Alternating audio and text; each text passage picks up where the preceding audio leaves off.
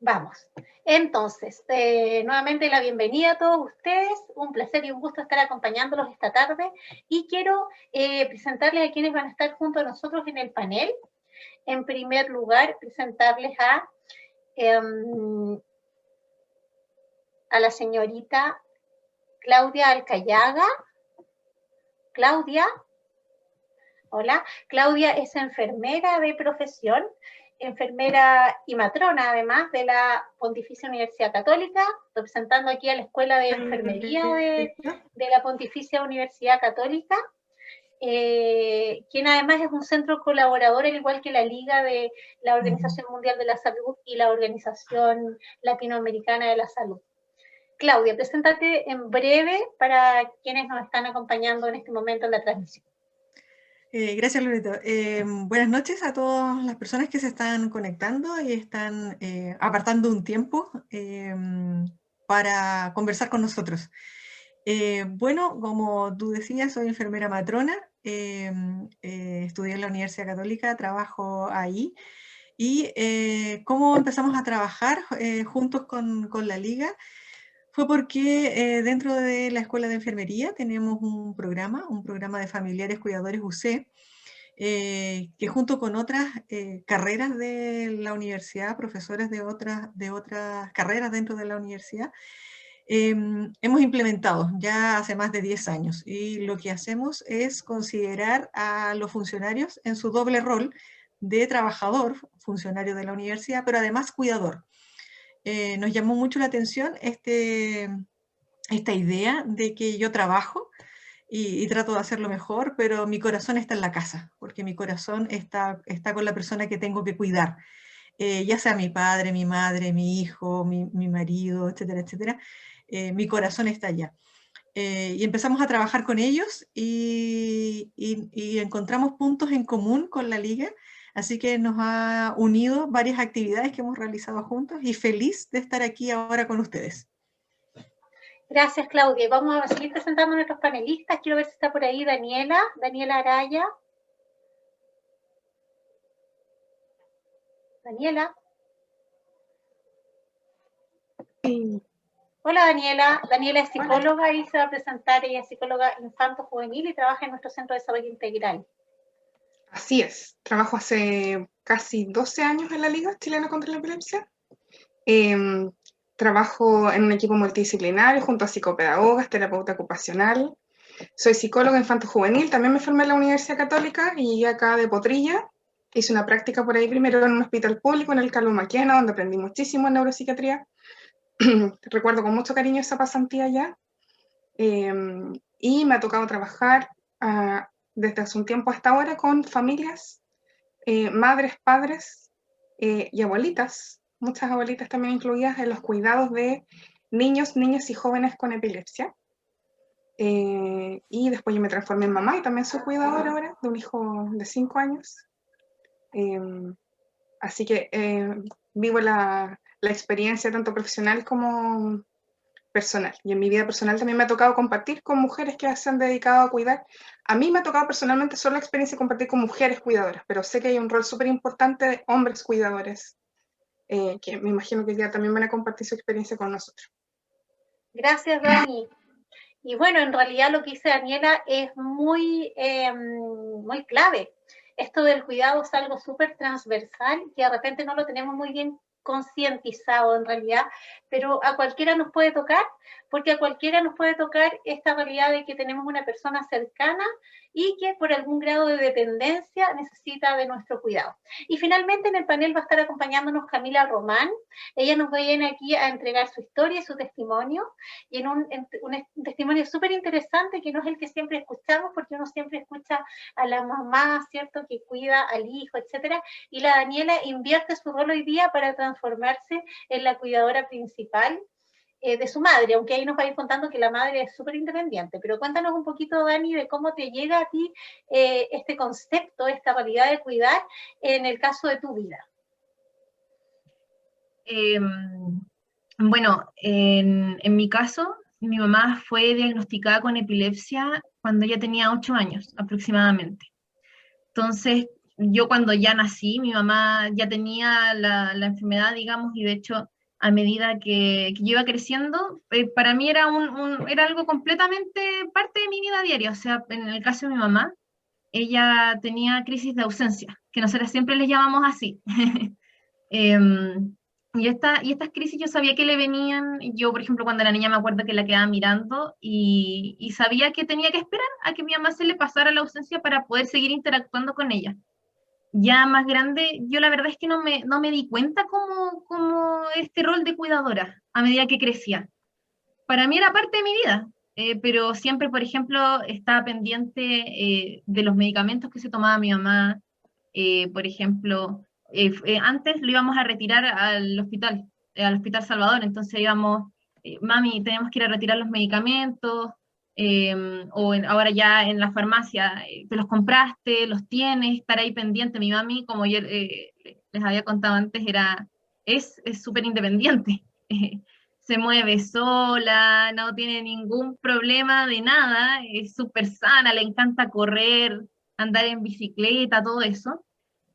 Pero para mí no me di cuenta cómo siempre estaba ahí pendiente de ella, te tomaste el medicamento, mami, y tu electroencefalograma, te lo tomaste, y me di cuenta de este evento, o sea, me di cuenta de esta situación con un evento que nos ocurrió a mi mamá y a mí, que fue la muerte de mi papá. Suspenso ahí, Camila, suspenso, porque solamente quiero que se presenten en esta primera parte y ahí la Cami nos va a ir contando y seguramente le va a ir haciendo sentido a muchos de quienes ejercen este rol de cuidar, pero para que vayamos un poco como calentando el tema y nos vayamos conociendo un poquito, los quiero invitar en primer lugar a que escuchemos unas breves palabras que nos está haciendo llegar ahora quien es el representante en Chile de estos organismos tan importantes como la Organización Mundial de Salud y la Organización Panamericana de Salud.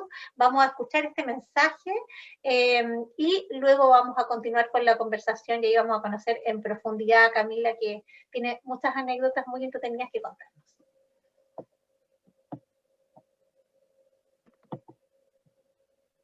Gusto saludar a todas y a todos y sumarnos a los centros colaboradores de la OMS, Liga Chilena contra la Epilepsia y Escuela de Enfermería de la Universidad Católica en esta conversación Cuidadores sacando a la luz su rol.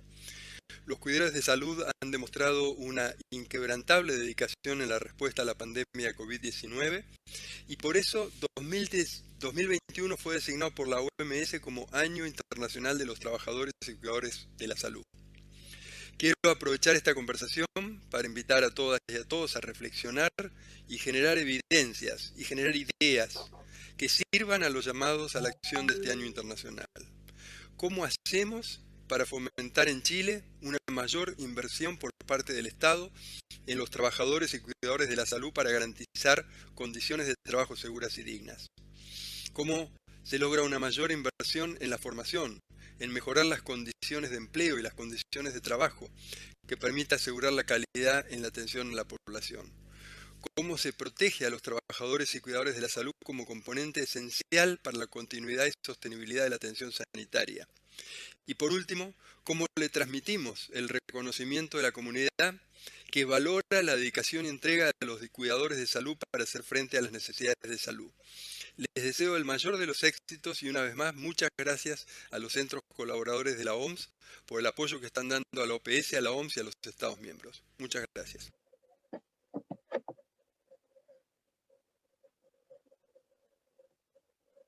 Bueno, vamos a dejar ahí el saludo y bueno, aquí se mencionaron varias cosas bastante importantes, bastante claves, ¿no? En relación a el importante rol que tienen los cuidadores en salud, tanto los trabajadores que se desempeñan en la primera línea, sobre todo en esta situación sanitaria en que estamos, pero también a quienes ejercen este cuidado desde el hogar, que es como otro tipo de primera línea, pero tan importante y seguramente con mayor fatiga incluso en esta época de pandemia, ¿no? Así que nos sumamos a la necesidad de un reconocimiento, a la necesidad de que se creen estrategias para que ellos tengan un soporte, una formación adecuada para brindar bien esos cuidados, ¿cierto? Y que sean reconocidos y valorados. Entonces, vamos a partir de esta conversación Comentando primero a quién nos referimos cuando hablamos de cuidadores.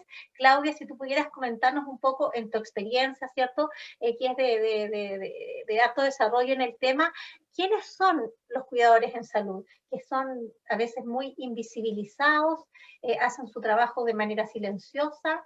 Por ahí uno ya como que tiende a pensar que esto es un trabajo más del género femenino, pero ¿qué podemos saber con estadísticas, con números de alguien que ha estudiado el tema en respecto a quiénes son los cuidadores? Bueno, Loreto, gracias. Es interesante porque esto de los cuidadores de la salud, uno podría pensar solo en los profesionales o los funcionarios de los sistemas de salud. Y eso, estas personas, claro, son los cuidadores que han sido formados, que han cursado por años especialidades específicas incluso de cuidados y tienen un reconocimiento, tienen un documento, un certificado dado por alguna institución que dice que. Y cuando uno ejerce ese cuidado, recibe un sueldo. Pero eso es una parte del cuidado. Pero existen otros cuidadores. Los cuidadores que, como tú bien decías, están en casa, y esto hay que reconocerlo también. Somos una especie bastante frágil. Entonces, nosotros no caminamos apenas nacemos, difícilmente nos alimentamos, incluso mantener nuestra temperatura es difícil para nosotros siendo bebés. Entonces necesitamos de nuestro primer grupo de cuidado, que es nuestra familia. Y ese cuidado se mantiene por toda la vida. Y aún se nota más cuando hay personas dentro de la familia que requieren un cuidado mayor. Y hemos logrado identificar, hace pocas décadas atrás, lamentablemente, que existe una figura que asume este cuidado. Uno podría decir de que la familia se estructura, se afecta primero por esto, se estructura y debe seguir con las funciones de familia, entonces necesita continuar. Y para eso hay en algunas familias, hay personas que pueden ser identificadas claramente como los familiares cuidadores. Estos cuidadores que no reciben una certificación, no reciben una capacitación específica, quizás en muchos casos, pero lo que sí hace es entregar cuidados. Y esos cuidados no son remunerados, ese es un trabajo que se hace de amor.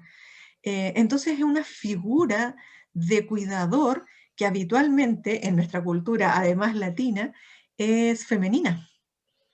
Es femenina. Muchas mujeres, incluso más del 90% en algunos estudios, hablan del cuidado femenino, incluso de la cadena de cuidados. Eso habla de madres, abuelas, hijas que continúan con este cuidado. De hecho, contratamos a mujeres para que cuiden de nuestro familiar. Entonces, la figura es permanentemente femenina, aún todavía, aunque esto ha ido cambiando. Por eso debemos distinguir entre los cuidadores profesionales y los cuidadores familiares, que habitualmente están más invisibilizados, incluso dentro del sistema de salud. Cuando alguien lleva a control, por ejemplo, en un CEFAM, a su abuelo o su abuela, habitualmente nos centramos más en cómo está esta persona mayor, más que en quién lo lleva o en quién pudiera estar a cargo de su cuidado. Pero ahora estamos tratando de cambiar eso y de verlo y cuidarlo también, como merecedor de cuidado. Gracias, Claudia. Y bueno, yo quiero saludar a Claudia, que nos está escribiendo aquí en el chat, a Claudia Arboleda, por ejemplo, a Cristian me saludaba también por ahí. Claudia está como con toda la pena y la angustia del diagnóstico reciente, ¿no? Está recién quizás asumiendo este rol de cuidado, y me gustaría tú, Daniela, que le pudieras dedicar algunas palabras a esta nueva cuidadora, darle la bienvenida al rol y darle algunos consejos y acompañarla en este minuto que probablemente lo que más necesita es algo de contención, y qué mejor que nuestra psicóloga aquí para que te pueda brindar una bienvenida, Claudia, y te alivie un poco en esta carga que empieza a sentir y que no tiene por qué ser una carga pesada, ¿no? Sí, es normal sí que lo sienta así al principio, pero le damos la bienvenida a la Liga Chilena contra la Epilepsia. Estamos precisamente para acompañar a las personas en este proceso. El diagnóstico inicial siempre es confuso, siempre tiende a generar un poco de angustia, por supuesto, pero lo más importante es la educación en torno al diagnóstico para que puedas tener herramientas al respecto y acercarte a las personas, como ahora, para que puedas conocer distintas realidades, distintas historias y veas que lo vas a poder solucionar y lo vas a poder superar, siempre y cuando tengas una buena información y estés acompañada de un buen equipo. Así que entendemos, por supuesto, tu pena es súper normal, pero acá te mandamos un abrazo grande, harta compañía, y bienvenida, pues sigue conectándote con nosotros y ocupa todos nuestros servicios, mándanos correo y vamos a estar ahí para apoyarte. Sí, bienvenida Claudia, y quiero que también Camila te cuente un poco su experiencia. Nosotros hablamos el otro día con la Camila y en realidad es súper cercana como ella cuenta su historia y es muy gracioso cómo vamos identificando muchas de las cosas que nos hacen y nos transmiten los cuidadores. Cami, en el caso tuyo, tu madre no es una persona totalmente dependiente, ¿cierto? En esto del cuidado ya Claudia nos explicó que existen distintos grados de dependencia. Cuéntanos un poco cómo es la situación de ustedes. Actualmente, de hecho, yo me cambié de casa hace como un año y mi mamá está viviendo sola en este momento. Fue un proceso difícil, sí, el mudarme de la casa, porque a pesar de que mi mamá hace todas sus actividades sin problema y no me necesita, digamos, para sus actividades básicas, el hecho de cambiarme de casa y que ella se quedara sola, para mí era todo un desafío, porque yo lo primero que pensaba era, ¿qué va a pasar si mi mamá se queda sola y sufre quizás una crisis? Y yo no estoy ahí para verla, para estar con ella. Ella no me va a poder llamar por teléfono en caso de crisis. Como les había contado un poquito en la presentación, que fue un poco para largo, mi mamá tiene principalmente crisis de ausencia y siempre fue así, hasta el fallecimiento de mi papá, donde naturalmente el impacto emocional para ambas fue muy, muy intenso, y esto a mi mamá le desencadenó una convulsión importante, que al llevarla al hospital, a la clínica, bueno, de hecho yo soy enfermera de profesión. En ese momento yo estaba estudiando y yo la miré, yo me quedé en blanco. Yo dije, yo jamás, curiosamente jamás me lo esperé, y verlo en alguien tan cercano para mí fue potente. Dije, ya, vamos a llevarla, y me armé de valor, así respiré, dije, ya vamos a hacer esto, y lo hicimos, y salimos de eso.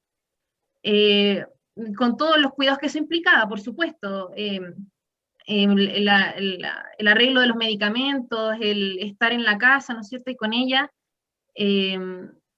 para mí fue en ese momento fue cuando yo dije, wow, no esperaba esto, curiosamente. Para mí fue como, ¿qué hago? ¿Cómo lo hago? ¿Cómo salimos de esto, verdad? Y bueno, gracias a Dios todo resultó bien dentro de eso y pudimos hacer un proceso de adaptación, pero yo me volví más aprensiva, podría ser la palabra quizás que estoy buscando. Me costó mucho más soltar, por ejemplo, yo estaba pendiente constantemente que mi mamá se tomara los medicamentos después de ese episodio. Pero no te tomaste, y te tomaste este y este otro también, ¿cierto? Ah, ya no te quedes dormida, ya está, pero así.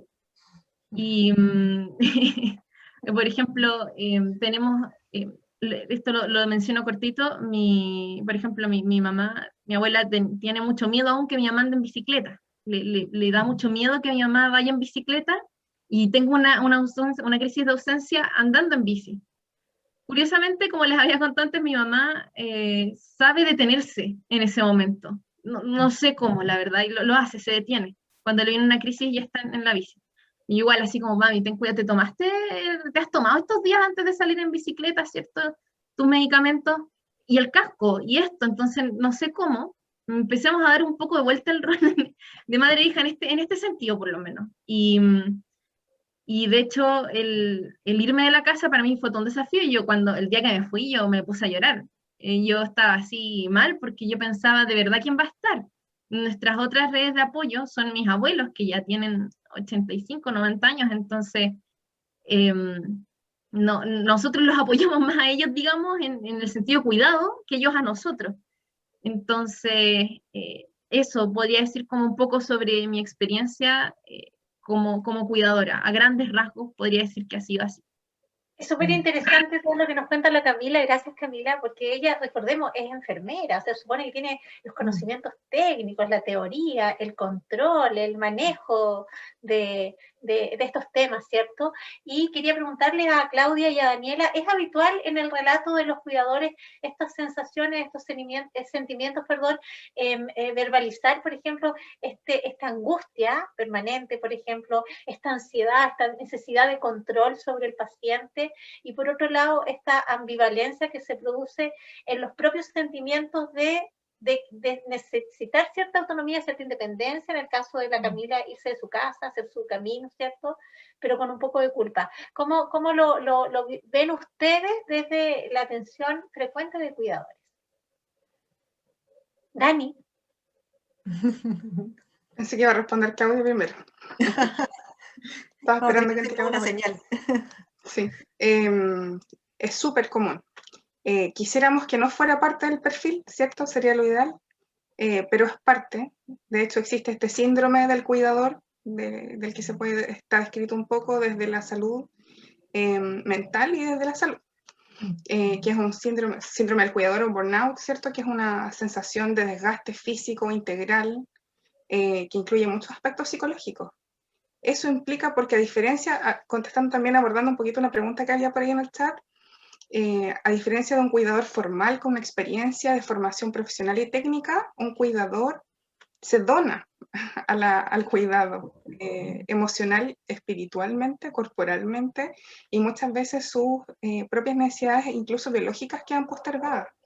Estoy pensando específicamente en muchas necesidades de sueño, o de ritmos de alimentación, o de esparcimiento, y empiezan a generarse estas ambivalencias, como tú muy bien decías, Loreto, que es lo que nosotros observamos súper claramente en el discurso tan genuino de la Camila, ¿cierto? Que es como ella con una formación profesional, sabiendo perfectamente lo que involucra, empieza ella misma a observar este cambio que se empieza a generar, que incluye modificación de los roles, ¿cierto? Que psicología eso lo vemos harto, que es como cuando el subsistema de mamá ya no es mamá, siempre va a ser la mamá, ¿cierto? Está ahí, pero de alguna manera esto se da vuelta y eso a nivel emocional y la dinámica familiar siempre genera consecuencias. La familia orgánicamente evoluciona hacia un estado en el que en algún momento los hijos tenemos que cuidar a los padres, pero ¿qué pasa cuando eso se da muy tempranamente? Lo que observamos claramente es lo que nos cuenta la Cam.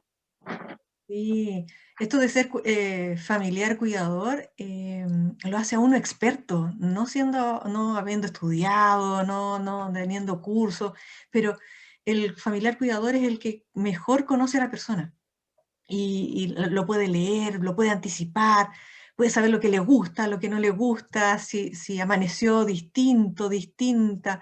El familiar cuidador lo lee muy bien y eso le hace sentir una responsabilidad extrema en el sentido de que nadie más puede cuidarlo como yo lo estoy cuidando, porque nadie lo conoce más que yo. Y eso genera un poco también de culpa en el sentido de que si yo sigo con mi vida, porque la he dejado suspendida para cuidar, estoy abandonando. Si yo sigo mis planes, estoy abandonando.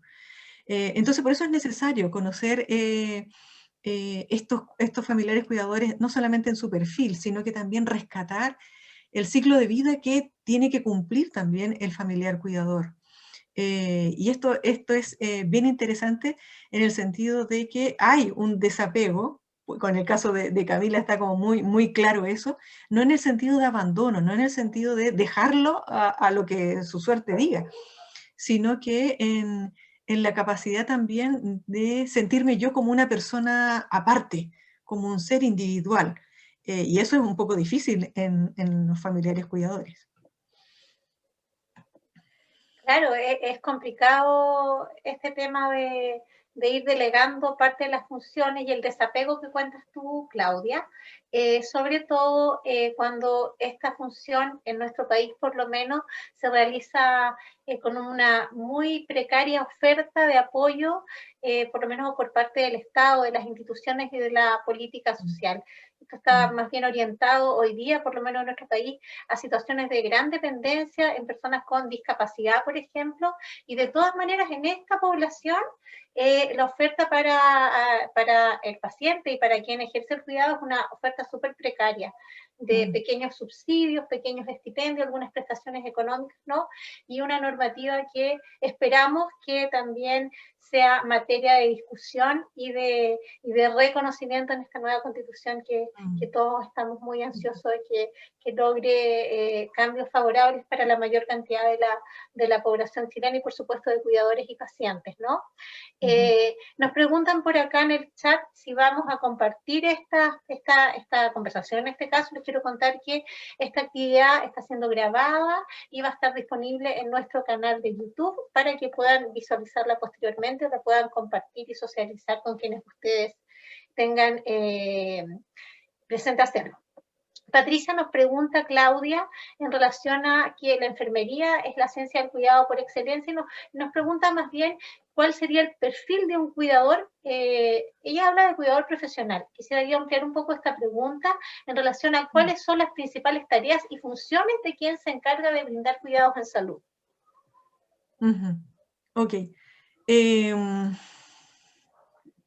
Bueno, sí, considero también de que enfermería es una muy linda profesión de cuidado, pero no tenemos la exclusividad de cuidado. En eso sí quiero ser bien honesta desde enfermería. En mi opinión, creo que muchas profesiones nos dedicamos a cuidar desde nuestras áreas y el cuidado en general nadie se lo podría apropiar particularmente. Ahora, si pensamos en familiares cuidadores, ¿cuáles debieran ser sus funciones? Pensando en un familiar cuidador, y en esto me quiero poner en una situación positiva, en una situación que en algún momento, como tú bien decías, nos va a tocar cuidar. Todos vamos a ser cuidadores en algún momento, ya sea de las personas que vienen naciendo y creciendo, o las personas que van envejeciendo, o alguna persona que ha tenido alguna enfermedad y que requiere cuidado dentro de nuestro círculo cercano. Creo que para ser un familiar cuidador sano es necesario tener algunas consideraciones. Primero, de que no soy superhéroe.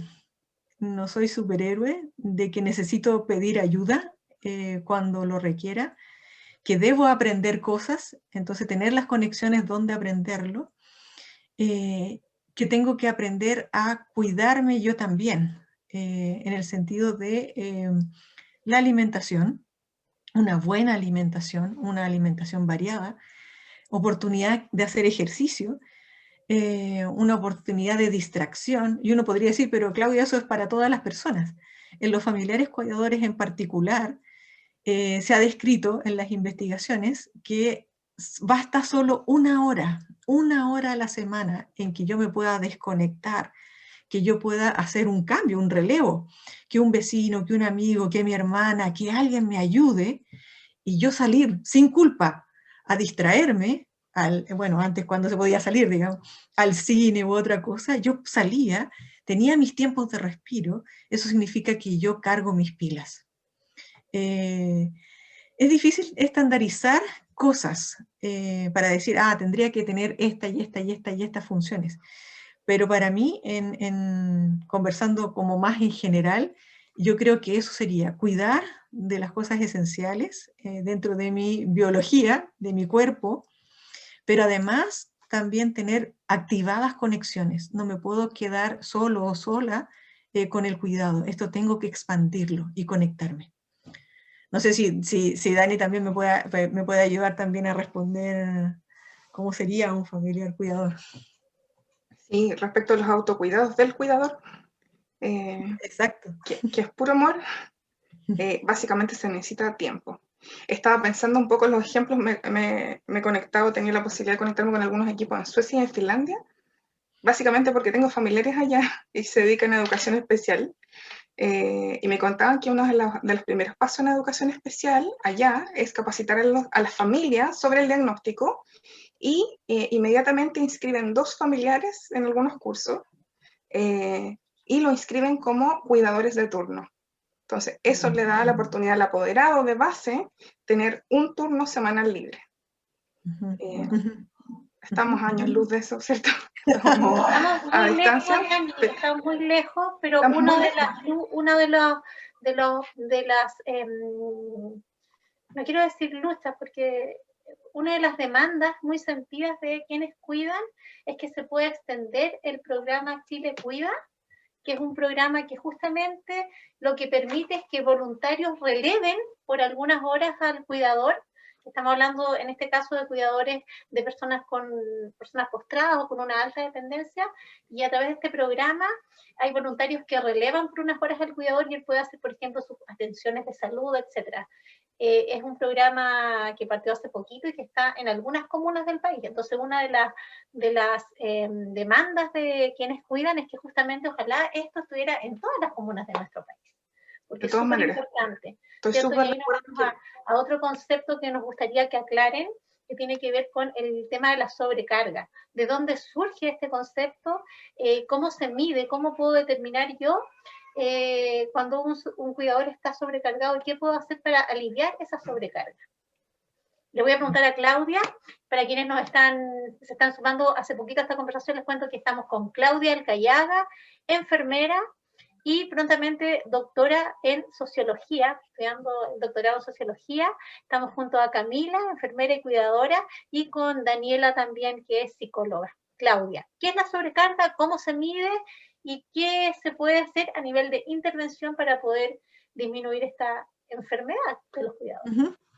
Ya Daniela nos acercaba al tema. Esto del burnout es estar quemado literalmente, es la etapa final de sobrecarga. Y esto se ha investigado tanto en los funcionarios de salud como en los familiares cuidadores. En los funcionarios de salud incluso hay etapas previas en que hay un desapego, una sensación de que en realidad quizás no me importa mucho la otra persona. Y así uno va notando algunas señales claras dentro de los funcionarios de salud. En familiares cuidadores hay varios instrumentos que nos ayudan a medirlo.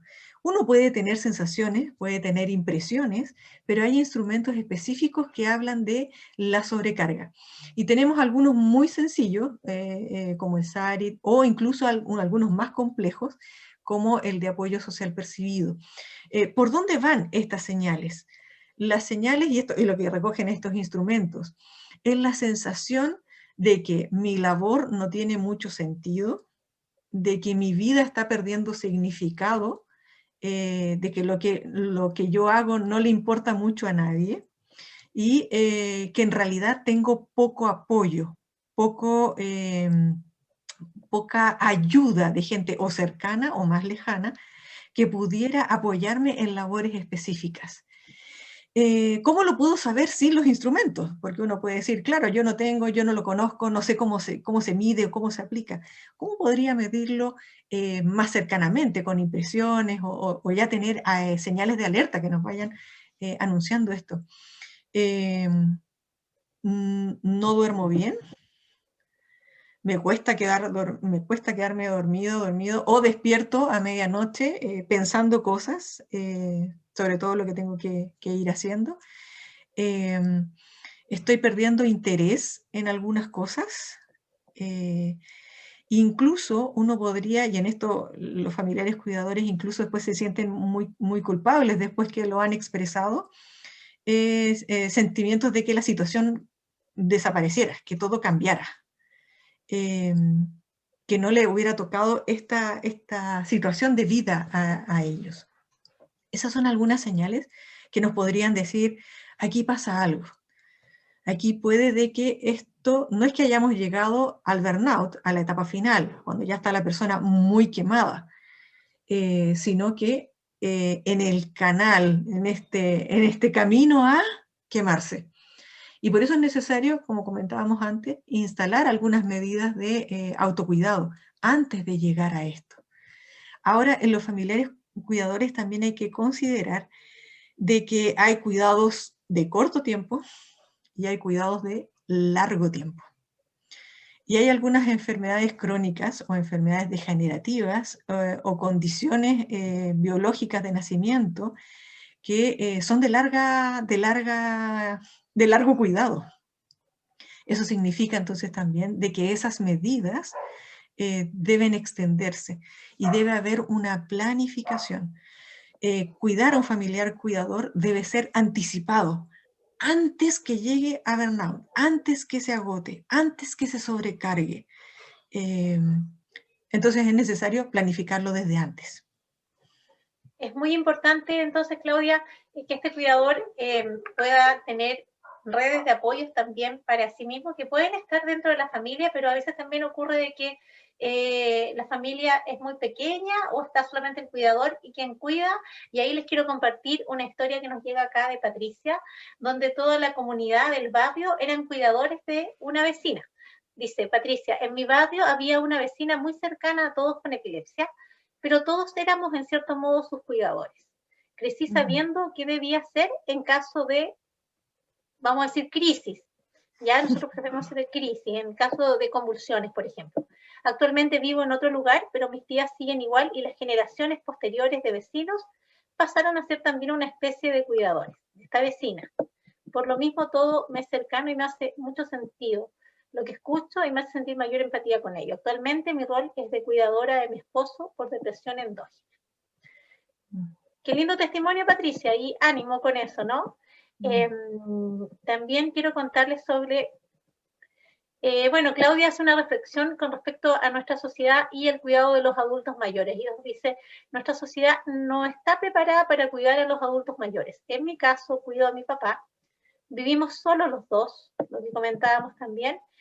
El producto de muchos accidentes cerebrovasculares ya no tiene memoria a corto plazo. El geriatra señaló que el deterioro neuronal irá avanzando. Él tiene 79 años y a veces no sabe que soy su hija.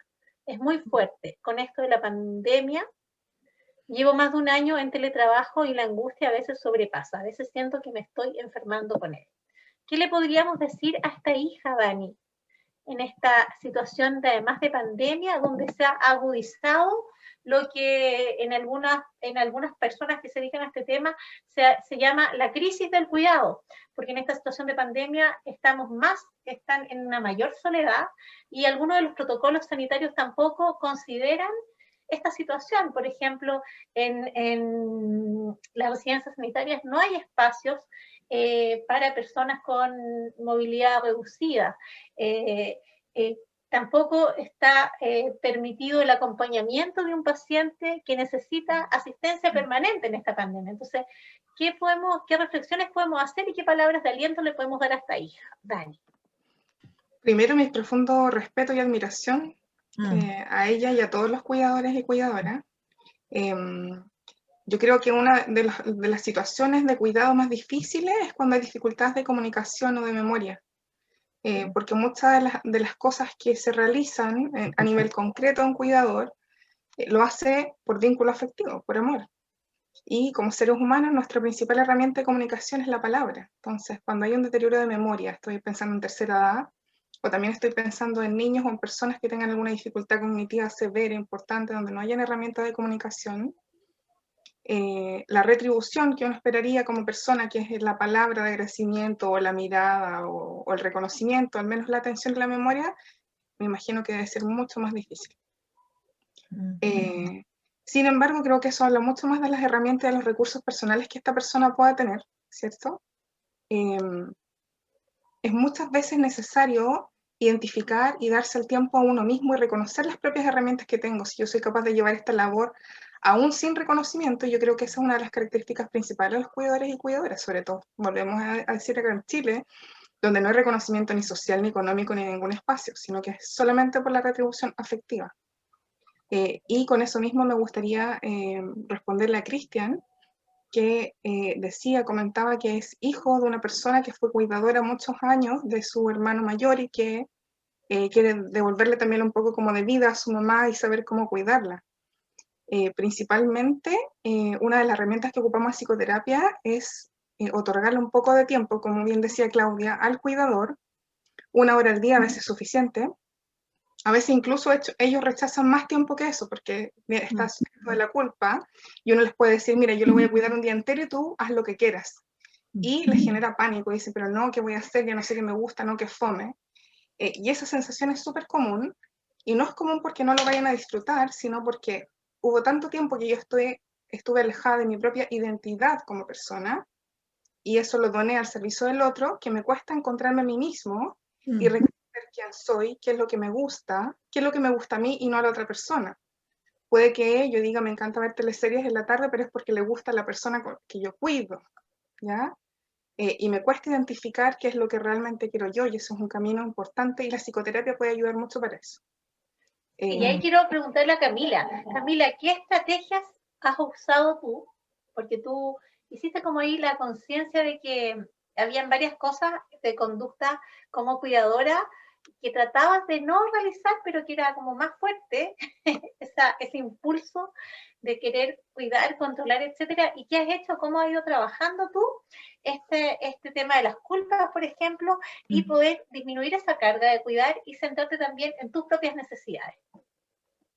De hecho, me sentí muy identificada con las cosas que decían, porque efectivamente la culpa o eso de ¿qué quiero yo? ¿Qué me gusta a mí? De hecho, yo creo que hasta el día de hoy es algo que con lo que todavía estoy, no, la palabra no es luchando, que estoy descubriendo, que todavía estoy ahí descubriéndome a mí misma en ese sentido.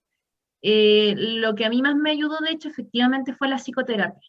Yo estoy en psicoterapia hace 4 años aproximadamente, más o menos 4 años y medio por ahí, y yo empecé en esa psicoterapia por un duelo, pero la verdad es que a medida que seguía la terapia me di cuenta que estaba todo este mundo de cosas que a mí, que yo jamás pensé que me afectaban. Yo decía, no, sí, es parte de, esto es normal, esto está bien, yo estoy bien, y después me daba cuenta que había cosas que en verdad no estaban bien, para mí, como yo me sentía conmigo misma.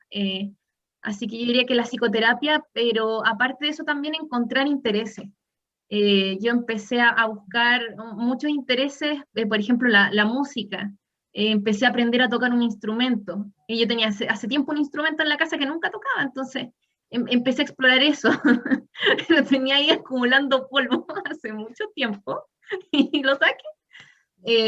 También en ese momento yo también trabajaba al mismo tiempo que estaba estudiando, entonces me pagaba un curso para bailar, así que eso, la verdad yo siento que la palabra adecuada es que me hizo florecer como persona.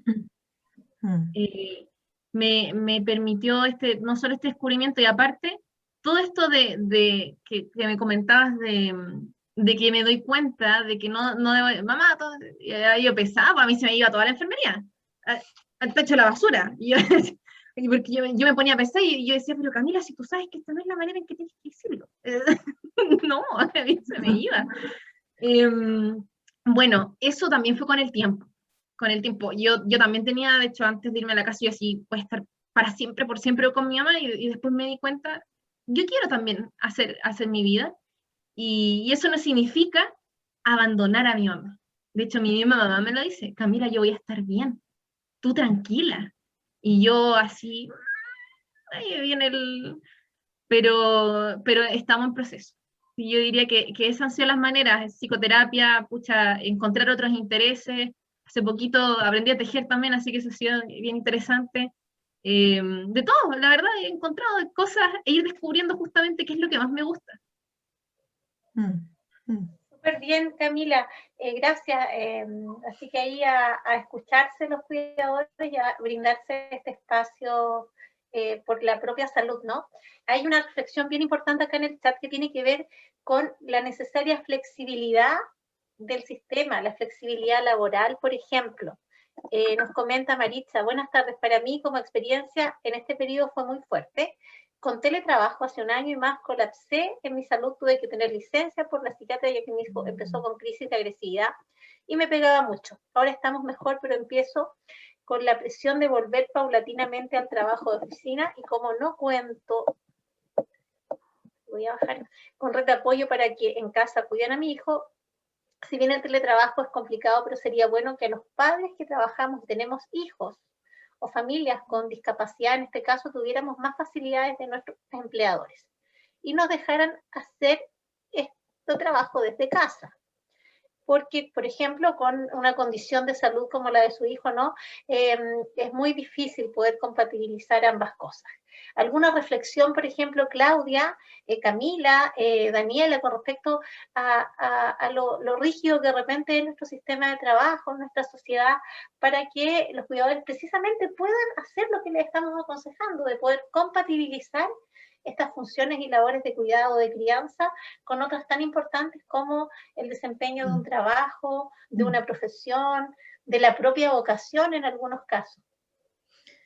En la universidad, en este programa de familiares cuidadores,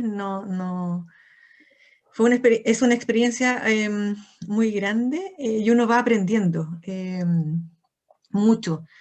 Y una de las cosas que nos dimos cuenta es que se encontraban en el curso, un día que estábamos realizando un taller, o cuando recién partíamos y sabíamos quiénes iban a participar en el taller, que habían compañeros de oficina, y que ninguno de los dos conocía la experiencia del otro.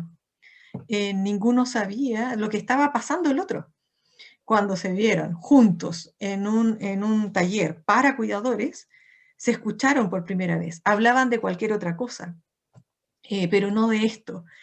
Y en eso quiero resaltar, en esta reflexión que tú nos estás pidiendo, de que a veces nuestra visión es limitada en el sentido de quién puede ser nuestra red, quién podría estar dentro de nuestra red de apoyo.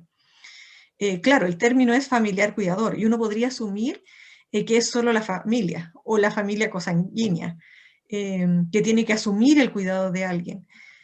Pero yo creo que una de las cosas que nos ha enseñado esta pandemia, y que, bueno, algunos ya lo teníamos descubierto de antes, de que hay hermanos del corazón, hay hermanos de la vida, que son más que amigos, que es más que el mejor amigo.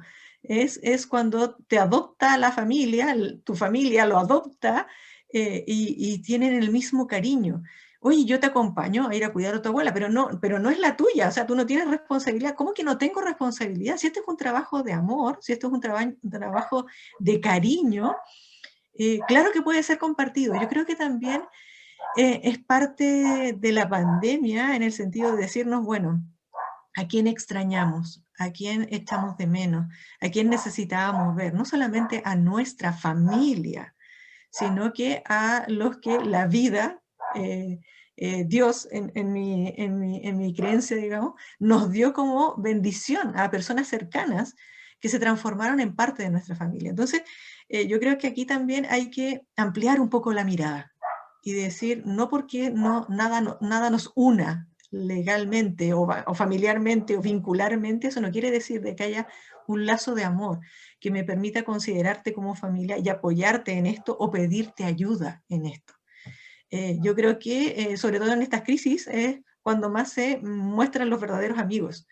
Entonces también yo creo que considerar eso también. Y esto tanto, lo que es muy patente para nosotros, en los compañeros de trabajo, que pueden haber trabajado 20 años, 30 años, y no sabía qué vivencia estaba experimentando el otro. Entonces, mi reflexión frente a tu pregunta es activar las redes, no necesariamente las familiares, sino que todas nuestras redes. O sea, el concepto de comunidad mucho más allá de la familia, como súper bien nos mencionaba por ahí alguien del público, esta red entre la red comunitaria de los vecinos, que a uno quizás en lo personal, producto de esta pandemia, justamente nos ha obligado y presionado a ver quiénes están cerca nuestro y justamente con quienes tenemos cosas en común, a quienes podemos ayudar. Chile es un país así como en sus valores súper solidario. Dani, ¿tú quieres agregar algo a la reflexión que nos hace la Claudia con respecto a este tema? Sí, brevemente, que parte de los cuidados al cuidador es precisamente estos espacios. Así que gracias a todos por conectarse. Yo creo que están haciendo algo por ustedes o por las personas que ustedes consideraron que eran importantes el estar en este conversatorio. Dos, importante políticas públicas, por eso ahora que se viene un proceso importante de construcción de nuevas políticas públicas, ojalá estar participante activamente de la ciudadanía, porque si no visibilizamos los temas no salen a la luz. Y lo tercero, considerar que todos somos personas, el cuidador también es una persona con necesidades, y que la salud mental no es un lujo, es un derecho. Si nosotros creemos que la salud mental es un derecho básico, igual que la salud física, vamos a ser capaces de buscar los espacios. Yo creo que la Cami en eso lo pudo ver en su historia, y a mí me gustaría saber cómo fue para la Cami poder llegar a eso, como ese proceso de considerar su propia salud mental. Porque creo que para muchos cuidadores, con esto termino, cuando se regalan un día o una actividad de mucho disfrute, y cuando logran entender que hoy lo pasé súper bien hoy día, y después llegan y vuelven a cuidar a la persona amada, ese cuidado ese día, después de pasarlo bien o de estar feliz, es diferente. Cuido con más amor, con más paciencia, con más entrega. Entonces, no es egoísta darse ese día, ni ese periodo, ni esa charla de salud mental, o la psicoterapia, o la ida a la playa, lo que decían hacer. Eso. Camila, ¿quieres responder cómo fue cuando se encendió esa luz dentro de ti y dijiste, mi salud mental es el camino? A mí me cambió la vida, porque yo siento que hasta ese momento yo estaba viviendo simplemente y nada más que yendo hacia adelante, pero cuando empecé a encontrar esto, tal cual como lo describieron, como una luz, como que encontré una luz interna con la cual yo sentía que podía brillar, así. Yo lo describiría como eso, podía brillar con mi propia luz sin problema. Entender que no era mi culpa, ni es mi culpa, y tratar, yo todavía estoy en eso en todo caso, yo muchas veces me siento culpable por hacer cosas por mí misma, pero entender que eso está bien y que hay que hacerlo, aunque uno esté el bichito ahí, ya, equilibrio, negociar con uno mismo ahí como ya, me hiciste esto, pero a la próxima es esto. Ya, y así yo lo digo como que tengo una conversación así en la cabeza donde voy haciendo eso, esa como negociación.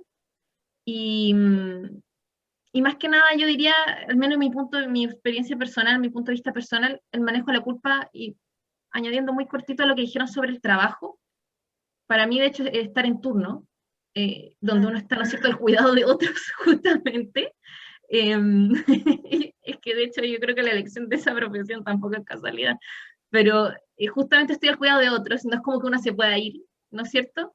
Yo recibía una llave de mi mamá, no podía contestarle y yo me ponía muy nerviosa. Y claro, podía no haber pasado nada, mi mamá me puede haber llamado para contarme algo, pero para mí era, yo decía, pasó algo, y no estoy ahí. Entonces también fue todo un proceso de darme cuenta que el no estar ahí no era que iba a provocar un evento catastrófico, porque mi presencia yo no iba a estar, digamos. Así que con respecto al trabajo también fue un poco ir trabajando ese tema. Gracias, Camila. Nos preguntan por ahí en el chat con respecto a necesidades del cuidador, y la persona que nos hace la pregunta le queríamos pedir que nos vuelva a escribir y que sea más específico, porque nos habla de necesidades en términos de movilidad y transporte. Y hemos hablado esta tarde en realidad de diversas formas con respecto a las principales necesidades de apoyo que tienen los cuidadores, ¿no?, para evitar su sobrecarga física, para evitar su sobrecarga emocional. Recordar que esto afecta en realidad en forma transversal, sin importar, por ejemplo, la situación socioeconómica. Esto va a afectar igual, independiente de esa variable. También nos han hablado harto de la necesidad de una mayor flexibilidad, de la necesidad de inclusión social, inclusión laboral, permisos en el trabajo, por ejemplo, una red regional que entregue mayores cuidados, mayores apoyos a nivel territorial también, y una serie de dificultades pequeñas, ¿cierto?, en el acceso a servicios, en el acceso a prestaciones, que también creemos que es importante, y que apuntan básicamente a ir definiendo esta necesidad de que el cuidar sea un derecho, que se proteja y se norme, y el poder ejercer ese cuidado también sea reconocido. Por lo tanto, exista un derecho tanto del paciente como también el derecho de los cuidadores, y que eso esté protegido. No sé si por ahí nos contestó ya esta persona. Y ¿Lore? aquí nos pregunta, por ejemplo, ¿qué hacer, Valeria? ¿Qué hacer cuando ya no puedo más? Soy cuidadora de 2 adultos mayores y a veces quiero irme lejos y dejar todo tirado. Bueno, eso es una señal ya de que está muy cerca de estar quemada. Ahí habría que, si está inscrita en un CEFAM, sería bueno que consultara, que es el CEFAM es el punto del sistema público de salud más cercano a la población. Debiera ser la puerta de entrada para que se activaran todas las alarmas dentro del sistema para proteger a esa persona. Y acompañarla en ese proceso y activar todas las actividades que podrían beneficiarla y descargarla un poco, y que ella volviera a cargar energía, como decía Daniela, de volver a tener sentido su cuidado y su vida. En eso, desde salud, no es una buena época, digamos, pero se puede ir. Yo le sugeriría que si está inscrita en un CEFAM, que fuera y hablara con una de nuestras colegas, con la Cami, con una enfermera de su sector, y le dijera en qué situación está. La enfermera le va a hacer una evaluación completa, le va a preguntar si toma medicamentos, si es enferma de algo, físicamente va a tratar de apoyarla, y además va a activar este cuidado psicosocial del que hablaba Daniela. Entonces yo le recomendaría eso, y que además lo contara a sus cercanos, no en el sentido de descargarse y votar, sino que en el sentido de que tiene derecho a decirlo, y que hay personas cercanas de que pudieran entonces también protegerla. Ahora, Lore, es entretenido esto en el sentido también de que a veces uno piensa, y esto es una percepción súper personal, individual, una persona puede sentirse y decir, pucha, yo soy exagerada porque en realidad tengo que cuidar a alguien de que es totalmente autovalente, pero yo ya me siento desbordado. La percepción de carga de trabajo es algo personal. Y a veces uno se conoce gente que uno dice, pero ¿cómo está parado? ¿Cómo está contenta? Así, todas las cosas que le ocurren. Y todavía sigue en la universidad trabajando tan bien, y es la mejor trabajadora de su sección, y siempre está con una sonrisa y recibe bien a los alumnos y a los profesores, y siempre tiene una palabra amable, y uno sabe la vida detrás, y uno dice, pero ¿cómo? Entonces también la percepción de carga es individual. Entonces, por eso no hay que sentirse culpable de decir, chuta, yo quizás estoy exagerando y hay personas que lo pasan peor que yo. La percepción de carga es de cada uno. Entonces, por eso es bueno contarla. Sí. Quiero compartir también el testimonio, el mensaje de Ivonne, que nos escribe en Facebook, contándonos que para ella ser cuidador es muy difícil, porque envuelve mucho dolor, preocupación y falta de amor a uno mismo. Tiene que ver esto un poco con lo que nos contaba la Camila, de darse el espacio para brillar, como dijo ella, y para preocuparse de su propia salud, pero hay otros aspectos también. Falta de amor a uno mismo, como decía acá Ivonne Lorena, vivir un duelo que tarde o temprano va a llegar, y aunque uno se da cuenta que se está hundiendo, la salud mental es muy cara, eso ya es un tema de nuestro sistema, ¿no? O si se atiende en el hospital es muy lenta, otra dificultad de nuestro sistema. Y somos solo un número, por eso se busca algo mejor, quizás financiándolo en forma particular, ¿no? Pero que no siempre está a la mano. Yo creo que este mensaje de Ivonne nos hace sentido porque representa claramente que la oferta que tenemos es precaria, y eso es una de las motivaciones justamente de reunirnos hoy día, de aprovechar esta instancia, que es una instancia virtual, donde también es un espacio, créanme, donde muchos cuidadores se contienen, se transfieren experiencias unos a otros y se acompañan, y eso de verdad los reconforta mucho. Así que ánimo, Ivonne, estamos de acuerdo contigo, y que hay mucho por hacer, totalmente de acuerdo. Había una pregunta por acá de María José que decía, la gran pregunta sería, ¿quién cuida al cuidador? Una red de apoyo familiar, ahí Claudia nos decía, no tiene por qué ser la familia, pueden ser tus colegas, tu espacio de trabajo, tus vecinos, el Estado. Claramente sabemos que aquí hay algo que hay una demanda sentida de quienes estamos inmersos en esta realidad y sobre todo de quienes son protagonistas del tema, de quienes cuidan y necesitan que se reconozca y se garantice este derecho a cuidar, o deberían ser ambos. Pues el autocuidado implica tener apoyo, ¿o no? Y para responder esta pregunta, y un poco para que nos haga una interesante invitación, tenemos un invitado a continuación que es el señor Claudio Pulgar. Él es jefe del área social de nuestra institución. Le vamos a pedir que encienda su cámara y su micrófono, porque Claudio nos quiere contar de algunas iniciativas que ellos tienen como trabajadores sociales dentro de la Liga Chilena contra la Epilepsia, específicamente no solamente atendiendo a los pacientes, sino que más bien atendiendo a quienes ejercen este importante rol de cuidar. Claudio, te escuchamos. Sí, Loreto, muchas gracias, te saludo. Aprovecho también de saludar a Claudia y a Daniela, pero fundamentalmente a Camila. Creo que tu testimonio ha sido muy, muy enriquecedor. Te quiero agradecer. Yo creo que has plasmado de alguna forma todo lo que está necesario para las cuidadoras y los cuidadores, ¿no? Como el volcarse en sí mismo, el poder brillar, el tener esa conciencia de cuáles son los momentos donde ya estoy colapsado y no puedo más, y darse el tiempo, pedir ayuda. Yo creo que hoy día las transformaciones sociales que estamos viviendo en el país y en el mundo nos están mostrando cada vez más que no era tan verdad esto que nos decían, que cada uno se rasca con sus propias uñas y que el mérito tiene que ser individual y que mientras más cosas tenemos nosotros mismos, es mejor.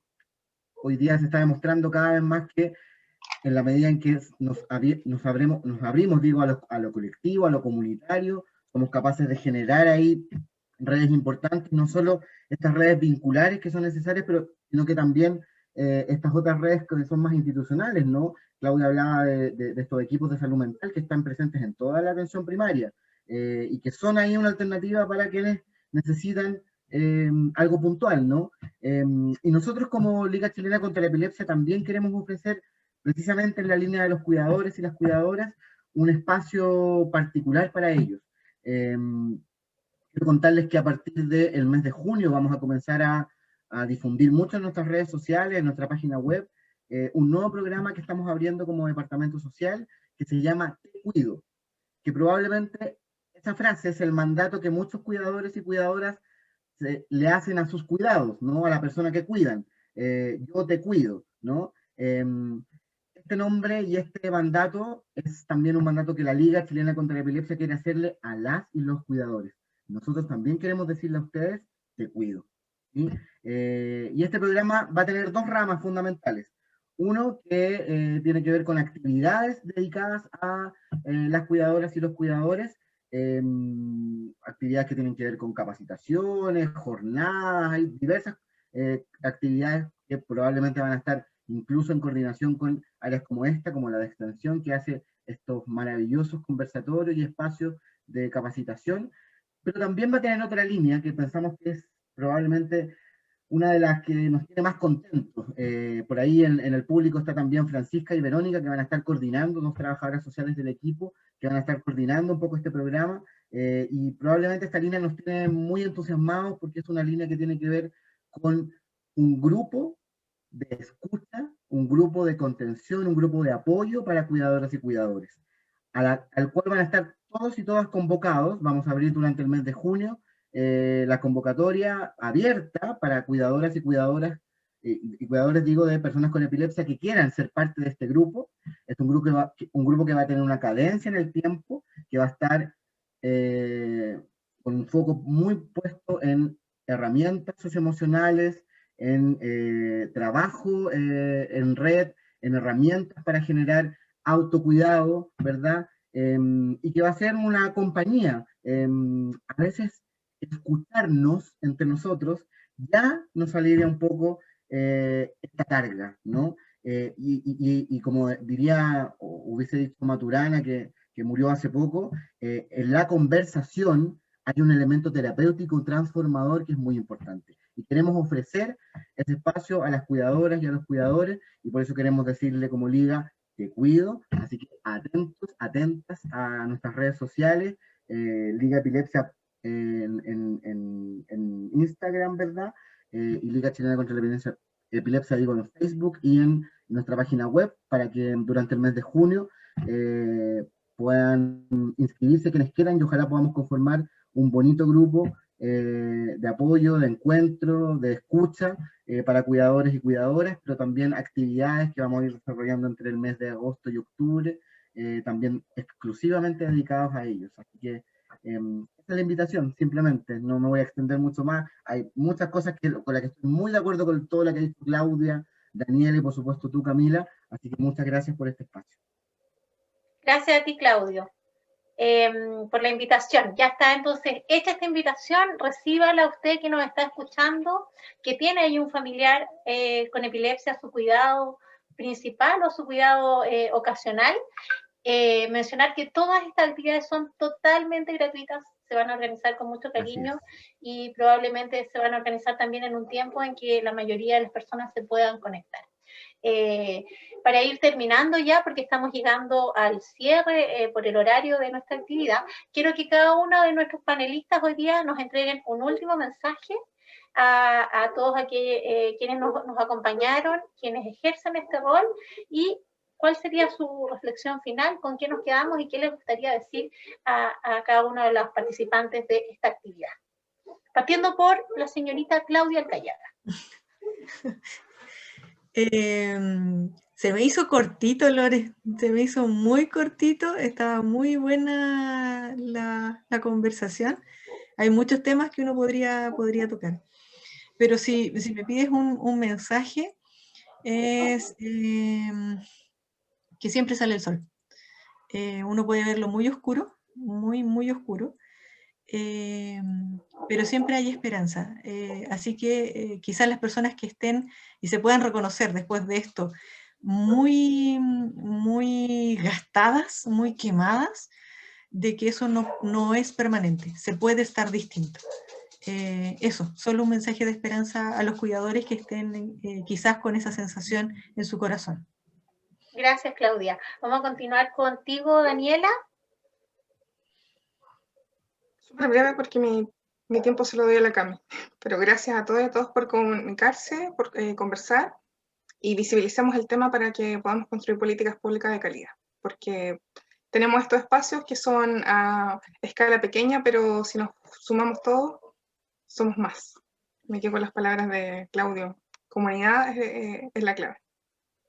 Cami, danos un último mensaje, con qué te quedas de esta experiencia, de estar invitada hoy día, no como la enfermera, sino que como la hija ahí que cuida, y qué te ha hecho sentido de los testimonios que hemos escuchado hoy día, de todo lo que hemos conversado, qué podríamos comentar como al finalizar y cuál sería tu mensaje.